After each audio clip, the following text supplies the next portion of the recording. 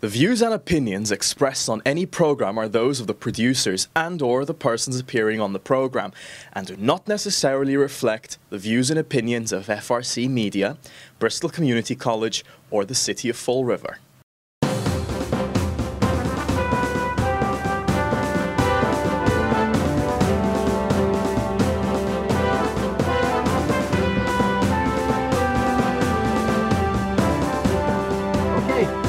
Welcome to Spindle City Straight Talk. I'm CJ. And I'm Chip. And we're going with Spindle City has never gone before. Star Trek. The first generation. It's rather interesting. We were getting enough requests for our show to come back. So we're trying to do this remotely. Chip's doing it from his living room. I'm doing it from my office in my bedroom. And it's going to look very interesting. And we have a lot to talk about because we've been off the air for a week, and it's been crazy. And I've missed it. I've been going through a withdrawal. It's like an alcoholic, you know. You both, but I have to put in your picture quality is much better than mine because you're on your desktop and I'm on my laptop, I guess. So. Well, no, I think it's you have DSL for a connection. I have high speed. I have high speed too. Yeah, DSL though is limited. It's capped. Well, whatever. Who cares? As long as they can hear us and we're going out. Let's hope that our maiden voyage is successful. So I'm hoping so too, because we're going to be airing at 5 o'clock. Yeah, we got a ton of. We've got so many things to talk about. I mean, we don't even know where to begin. But if this goes off well, we'll be back on Monday. No, Wednesday, because Steve's doing a project on Monday in, I guess it's Fairhaven or Falmouth or something like that. So, but we'll be back on Wednesday if this goes off without a hitch any further. Without a hitch. It was kind of funny trying to set it all up this morning, I tell you right now. And for us, this is a little early because it's just a little before 10 o'clock. And, you know, it's definitely going to be interesting to make this happen. Maybe next time Chip will try his desktop and we'll see if that works any better. Yeah. The only thing is I can't sit on my comfortable couch here and do it if I have to do it on my desktop because I have to sit in a chair. So, but hey, we'll see. Maybe the desktop will be better. I don't know. But we will see. We're going to work the bugs out. And, we'll get this down. Steve is really good at this, and we may have a couple of initial bumps in the road, but we'll get it going, and so we can share our views on some things. So obviously, the big thing is the coronavirus, and we've got a lot of things going on in the city that we need to go to our notes because we've got a backlog of things. But I guess the coronavirus is a big deal, and I guess the mayor has a press conference this afternoon on it, and of course the governor, Baker, and governor of Rhode Island, Gina Raimondo, has one this afternoon, and we have constant updates, and we're all coronavirus out. But stay home if you can, social distance, and don't hoard toilet paper. I don't know, CJ. What do we want to do? What do we want to open with today? Well, I want to, I just was looking through some of my emails and my press releases, and I noticed that Massachusetts has now adopted the extension of the real IDs. If you remember, it was supposed to end on October 1st. It's now going to go through until next October. So it'll go through till 2021. So you have a little extra time. So that's going to cut the lines down at the Registry of Motor Vehicles. Also, remember, if you're a AAA member, AAA can do your license renewals and your registry transactions, and that will keep more people out of the registry offices. I don't think the Somerset office of AAA is open. I checked earlier this week, but Attleboro is open. So if you really need to do a registry transaction in person, you may want to look at that. But you can do all your registry transactions online. It'll be a little bit to get used to, but I'm sure you'll be able to get your transaction completed. I've done a lot of transactions online all the time, and it works out wonderfully.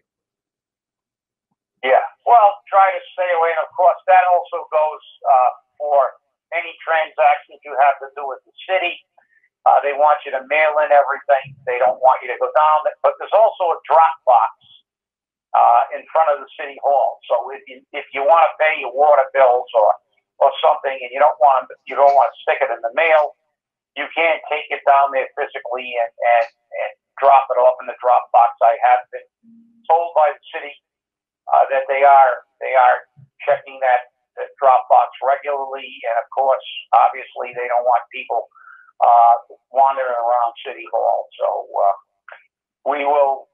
These are difficult times, and it seems as though the toilet paper crisis is beginning to abate a little bit. I read yesterday when I was monitoring Facebook, someone said that Stop and Shop finally had toilet paper. I guess they're getting their loads in, and I know that Market Basket has had it, and they've limited it to two per customer, which I think is a good idea. So let's not look. I mean, you're going to get toilet paper and you're going to get paper towels, and just let's try to be fair to other people. I mean, there's no reason for you to have an entire basement full of toilet paper while somebody's trying to find some.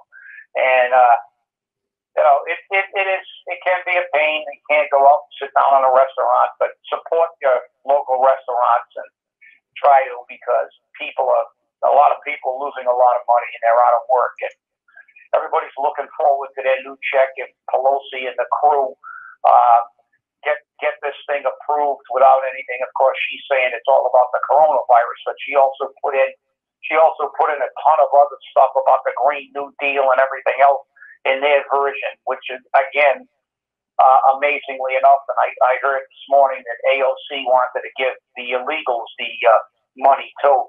So you only get it if you file the tax return. Well, and actually, people who qualify for that stimulus money are people who have filed a tax return. It's $1,200 per adult, $500 for children 16 and under, and there's a cap of $3,400, I believe, that a family can receive. So if you got 12 kids, you're not going to get $6,000. The other thing is that if you receive Social Security of any type, Social Security, SSI, veterans benefits, and you are eligible for it, and they're working out a plan so that the homeless can also receive some of the stimulus money. So we'll see how that works out.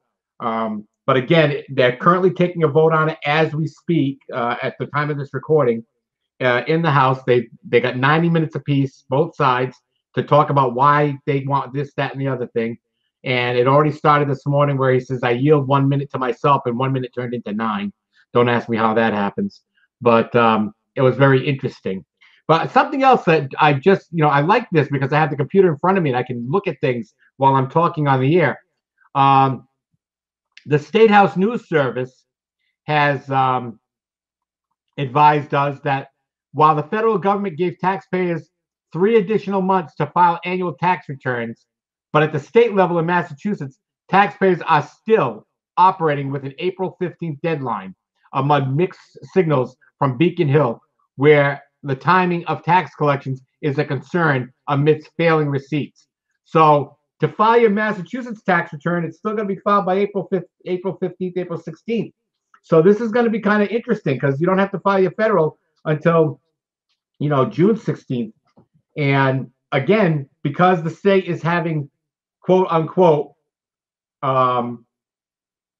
receipts, a receipt crisis. They had $1.1 billion. What happened to that? that was the point of, I see Bentley. Wait a minute. Out there, and viewers, we just saw CJ's dog, or at least the back end of him, wandering around on the bed there. I spotted him. I can't get Abby on the camera because she's sleeping soundly here. Well, that's what he just went to do. He laid down on the pillow to sleep. She curled up over here on the couch. But yeah, it's it's amazing that Massachusetts is worried about money again because they increase taxes, increase fees, and we had a $1.1 billion surplus. So again, our state reps do what they do best. They're worried about bringing in money. It's kind of like Fall River and Mary Sahadi. All she worries about is how to tax the people and never control any kind of spending. But I find it kind of strange because then we give it away. They're gonna use this as an excuse, and they're gonna hope that we all forget they had a $1.1 billion surplus. So again, Massachusetts again is having issues, but it's been a difficult time. It looks like this thing is going to last a lot longer than they anticipated initially. They postponed the Olympics. They want to postpone everything. And who knows? Maybe there'll be no baseball this year for all you Red Sox fans and Yankee fans too. So, but we've got other things going on. We had the issues with the parks. Actually, somebody called the local radio station yesterday and said this was a hoax. The coronavirus is a hoax. There's nobody with a and you know who I'm talking about. Yes, I do. The hoop man. The man that said it was okay for the guys for kids to play 5-on-5, but this is the kind of stuff we've got to put aside. You've got to have some degree of logic and some degree of sensibility when you're looking at this thing. There are people.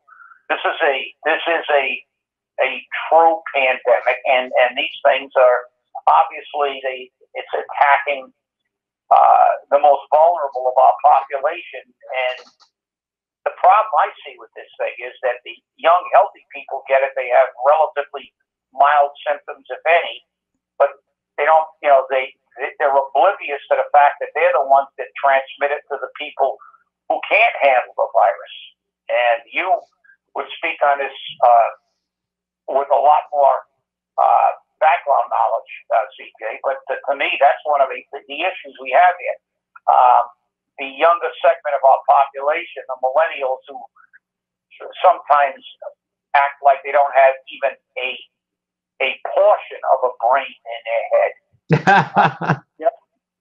They think that it's okay to run around at beaches and go crazy, but they're passing the virus. They're young, they're strong, their immune systems are fine. But if they keep partying like that, they won't be when they get older. But the reality is they think they're invincible. But the problem is they're passing this virus. Just look at Massachusetts now. I saw a statistic, and I don't know how accurate it is, but they said that 65% of the new cases are being caused by people who are leaving New York. Yeah, and that's why right now Connecticut has shut its borders.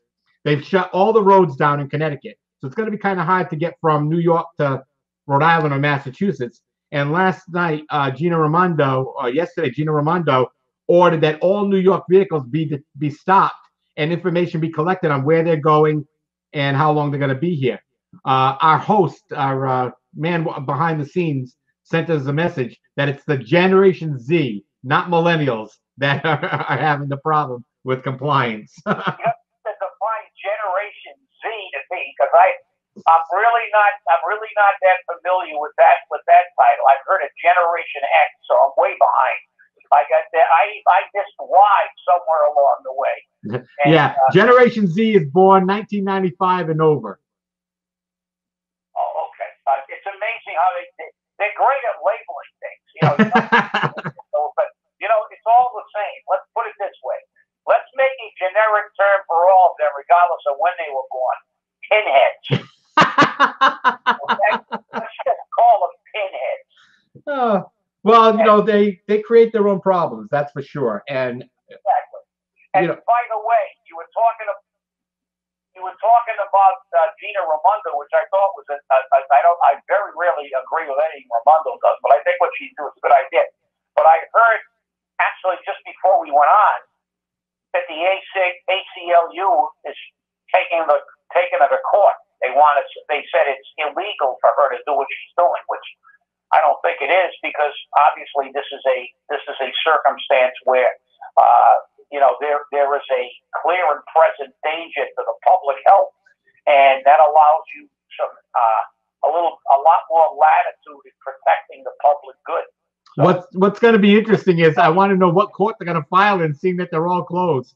yeah, well, they're going to file it, and by the time it gets there, it'll be moved. So, Unbelievable. Well, I mean, by the way, but now I know what Generation Z is. Okay.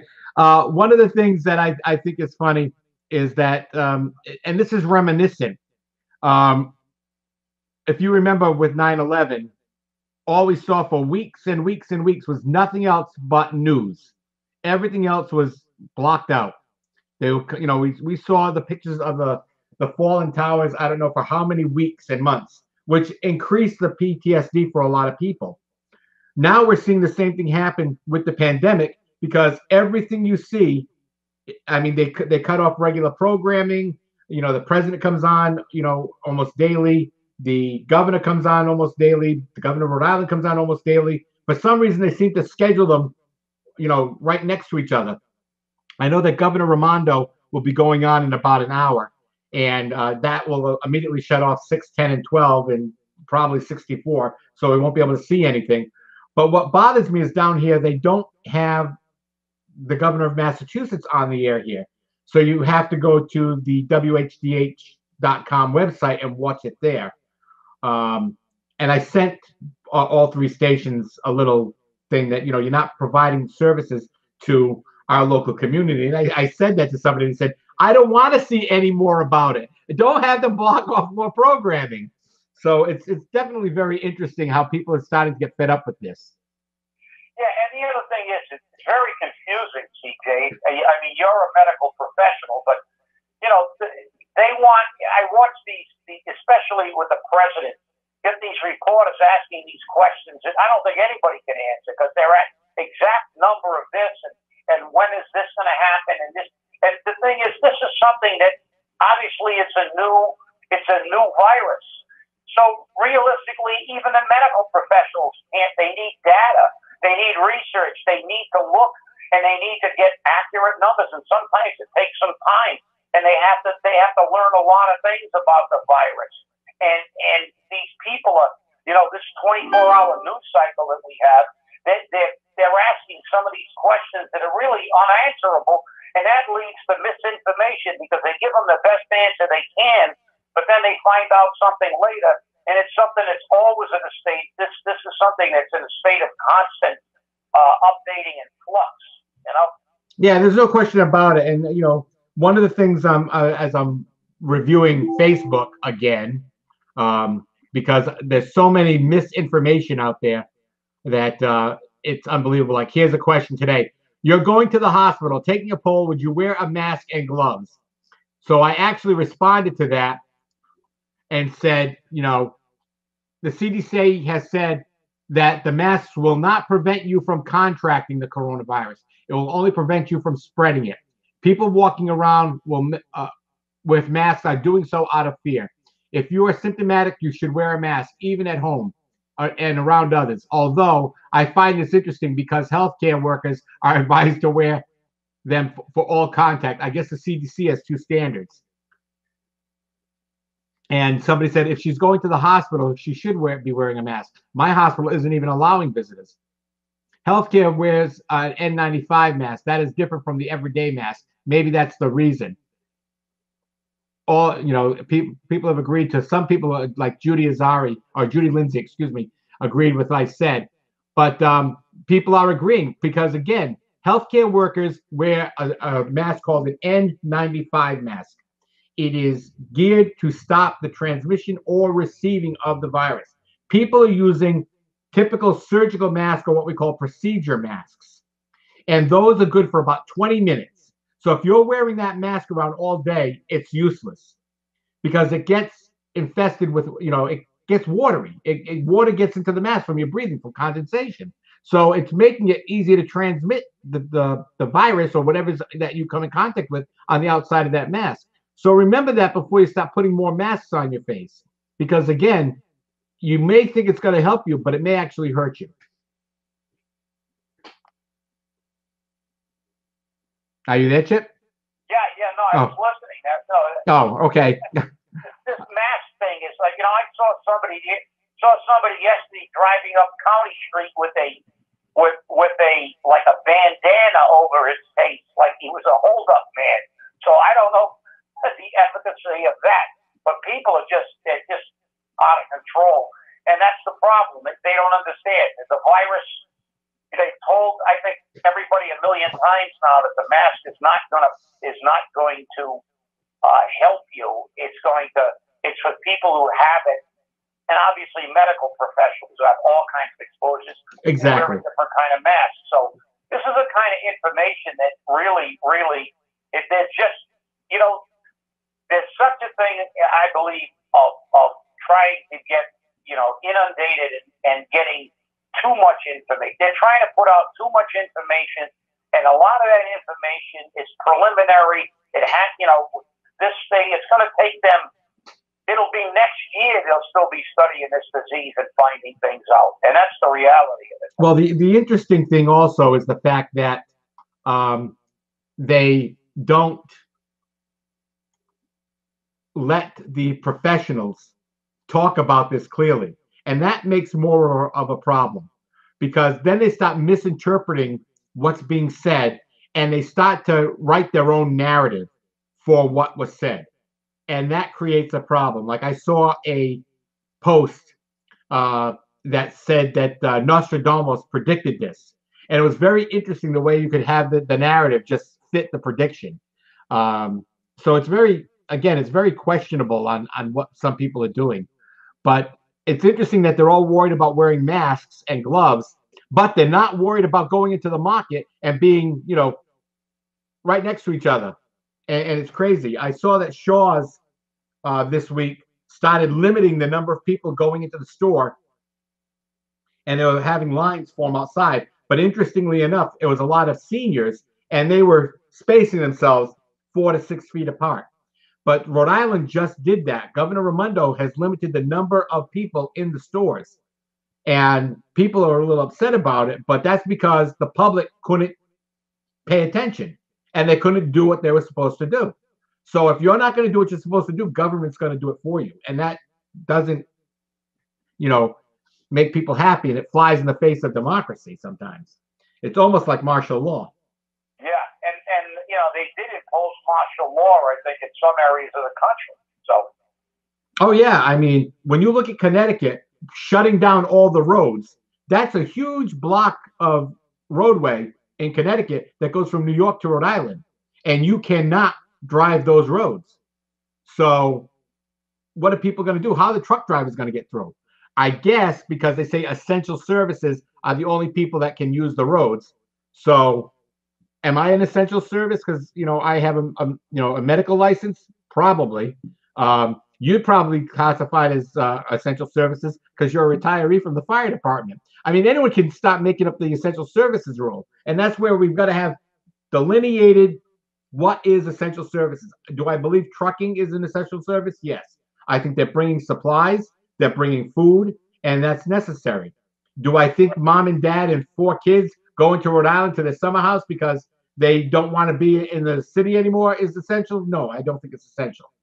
But they feel it's essential because they don't want to get the virus. So it's interesting to see how this is going to work out.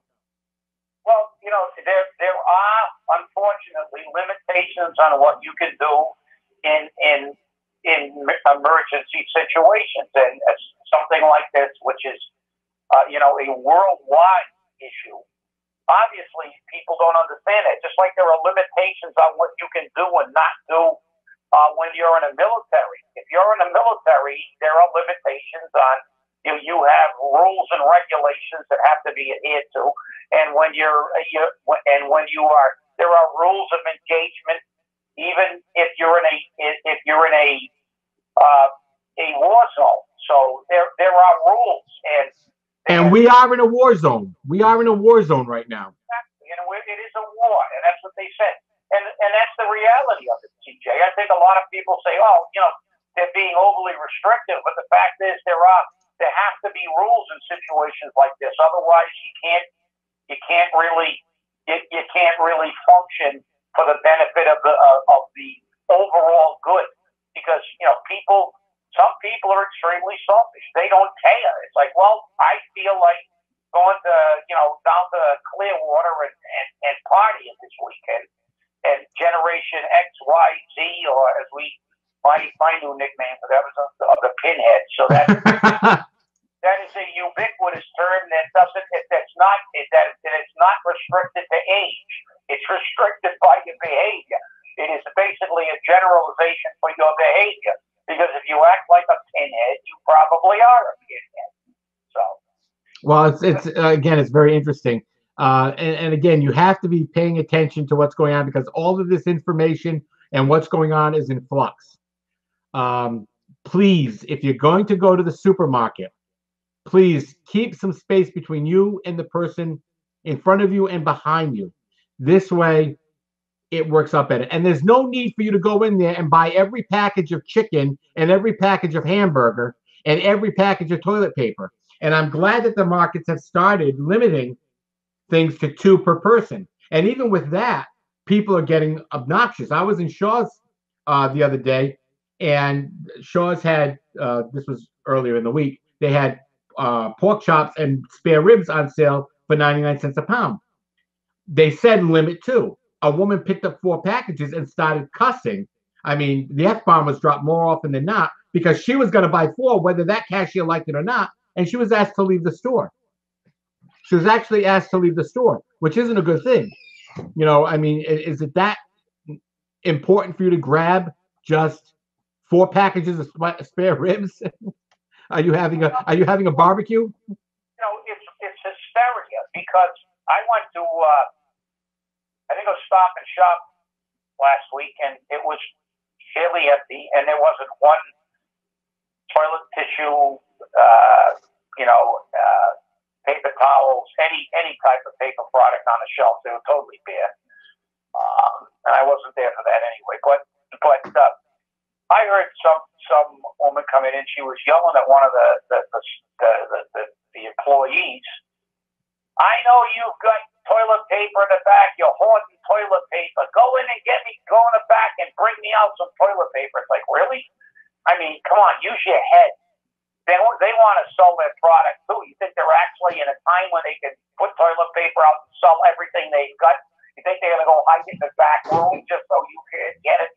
I mean, this is a kind of totally, just absolutely convoluted behavior that you see out there. It's like they just have, it looks like what little common sense they ever had completely abandoned them because put them under a little stress and they all crumble like cookies. I agree. It's crazy. It's crazy. So I guess we're coming down to our last couple of minutes. And as we said earlier at the beginning of the show, we will hopefully be back on Wednesday, where we will work out some of these bugs. And I want to thank Steve for the work he's doing behind the scenes. He's helping to make this possible. We will be airing hopefully at 5 o'clock this evening on Channel 95. And as soon as we can, we will post this show to YouTube and to Facebook. And hopefully you continue to watch us and make some comments and send your questions. I mean, we'll be more than happy to answer them. Okay? And but we're going to end differently today. I'm not going to say stay angry. I'm going to say stay healthy and stay safe. So, and it will get better because thanks to Steve, we will work out these bugs and we'll get better with every telecast. Exactly. Thanks for watching, and we'll see you on Wednesday. Thank you very much, Steve.